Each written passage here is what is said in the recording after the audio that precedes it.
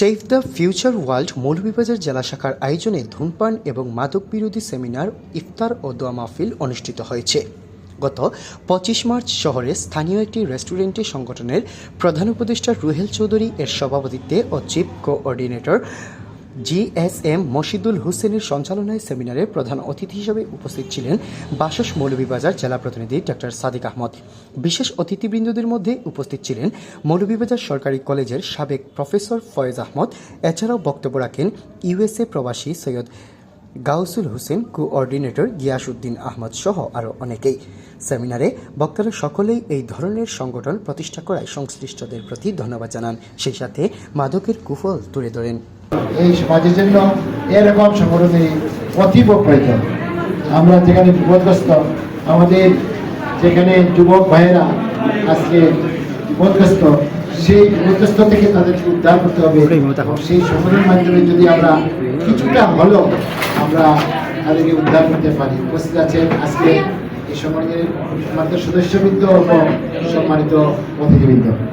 হ্যাঁ, আমি যে কথাটা বলতে চেয়েছিলাম যে আমি আপনাদেরকে মনে প্রাণে আপনাদেরকে ধন্যবাদ এবং কৃতজ্ঞতা প্রকাশ করছি এই জন্য যে আপনারা এরকম একটি সংগঠন আপনারা যোগদান তৈরি করেছেন বা প্রতিষ্ঠা করেছেন। যাই হোক, আজকে এই মহান সেমিনারে আমাকে দাওয়াত দেওয়ার জন্য আমার ভাই দুইজনই, আমার ছোট ভাই, বড় ভাই, সকলকে আমি ধন্যবাদ জ্ঞাপন করছি এবং আমাকে এখানে দুটি কথা বলার জন্য আবার আমি কৃতজ্ঞতা প্রকাশ করছি এবং এখানে আপনারা দুটি কথা আমাকে সুযোগ করে দিয়েছেন, এর জন্য আমি মহান আল্লাহর কাছে আবার শুকরিয়া আদায় করি। এখানে তো আমি ধন্যবাদ জানাই যে জামালকে, যার অক্লান্ত পরিশ্রমে সে লন্ডন থেকে এক সপ্তাহের জন্য দেশে এসে খুব স্বল্প সময়ে এই সংগঠনকে সে দাঁড় করিয়ে আমাদেরকে ডেকে সেই সংগঠনটাকে এত স্বল্প সময়ে দাঁড় করিয়ে দিয়ে গেছে। আমি আমাদের এই সংগঠনের পক্ষ থেকে আমি জামাল আহমদ রফিকে প্রাণডালা অভিনন্দন শুভেচ্ছা জানাতে এই সংগঠনের সাথে প্রবাসে লন্ডন, আমেরিকা প্রবাসে যারাই আছেন সবাইকে আমি ধন্যবাদ জানিয়ে আবার আপনারা অনেক কষ্ট করে উপস্থিত হয়েছেন, তাই আমরা কৃতজ্ঞ। আমরা অবশ্যই এটাকে যদি কুরআন সুন্নাহর আলোকে আমরা চলি, তাহলে অবশ্যই আমরা দেখবেন মাদক থেকে আমরা সরে আসতে পারবো। আমি সবাইকে ধন্যবাদ জানাই আমাকে এখানে আমার বন্ধু মশিদুল সুযোগ করে দেওয়ার জন্য, দুটি কথা বলার জন্য আমি বলছি ইনশাল্লাহ। আর আমরা বড় পরিসরে বলবো, সবার জন্য দোয়া রইল। আল্লাহ পাকের এই নির্দেশনার জন্য আমরা মেনে চলি, অন্য কোনো কিছুই প্রয়োজন হবে না। যেহেতু রমজান আসলে তাকওয়া অবলম্বন করার জন্য, আর তাকওয়া বাংলা হচ্ছে ক্ষুধাভীতি অর্জন করা। তো ক্ষুধাভীতি অর্জন করতে হলে আমাদেরকে আল্লাহ পাকের নির্দেশনা সমূহ মেনে চলতে হবে। আল্লাহ পাকের নির্দেশনা সমূহ মেনে চলতে গেলেই আমাদেরকে মাদক বিরোধী আন্দোলন নয়, আমাদের নিজেদের জীবন থেকে, ব্যক্তিগত জীবন থেকে, পারিবারিক জীবন থেকে, সামাজিক জীবন থেকে, রাষ্ট্রীয় জীবন থেকে মদ এবং ধূমপানকে বন্ধ করতে হলেই আল্লাহর ভয় আমাদের ভিতরে কাজ করতে হবে। আর আল্লাহ পাকের ভয় যদি আমাদের ভিতরে কাজ করে, তাহলে অবশ্যই ইনশাআল্লাহ আমাদের সমাজ থেকে মাদক এবং ধূমপান উৎখাত হবে। অবশ্যই আল্লাহ পাক আমাদের সবাইকে আল্লাহ পাকের নির্দেশনা মেনে মাদক বিরোধী এই সংগঠনের সাথে সম্পৃক্ত হওয়ার সম্মান তৌফিক দান করুন। সবাই পড়ি আমিন। 18 সালের আগে মাদক অনেক বিরোধী একটা আইন করেছিল যে ইয়াবা যারা করবে তাকে গুলি করে, ইয়াবার ব্যবসা যারা করবে তাদেরকে গুলি করে হত্যা করা হবে।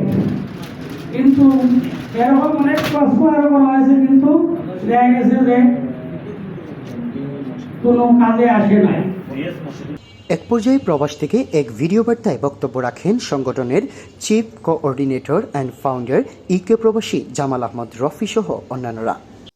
আমি Jamal Ahmed, founder, chief executive coordinator, যুক্তরাজ্য থেকে আপনাদের সাথে এই ভিডিও বার্তার মাধ্যমে সংযুক্ত হতে পেরে আনন্দিত বোধ করছি। সংগঠনের মূল লক্ষ্য উদ্দেশ্যই হচ্ছে পিছিয়ে পড়া যুব সমাজের সাথে কাজ করা। আমরা আমাদের যুব সমাজকে সুশিক্ষিত নাগরিক হিসাবে আমরা গড়ে তুলতে চাই। আমাদের এই ক্ষুদ্র প্রচেষ্টা একদিন সকলের সম্মিলিত সহযোগিতার মাধ্যমে আমরা আমাদের গন্তব্যে এগিয়ে যাব। মৌলভীবাজার জেলা শাখা যে উদ্যোগ নিয়েছে, তা সত্যিই প্রশংসনীয়। ধূমপান ও মাদক বিরোধী এই সচেতনতামূলক সেমিনার আমাদের সমাজের জন্য অত্যন্ত গুরুত্বপূর্ণ। তাই এই অন্ধকার থেকে তাদের আলোর পথে ফিরিয়ে আনতে আমাদের সবাইকে একযোগে কাজ করতে হবে। My name is Luca Salice.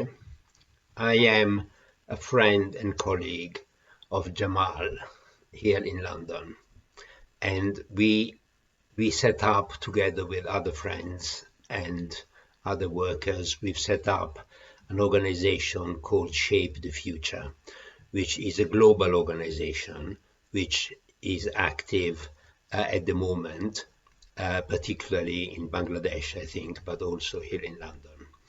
I would like to send you, I know that you are meeting today in Bangladesh,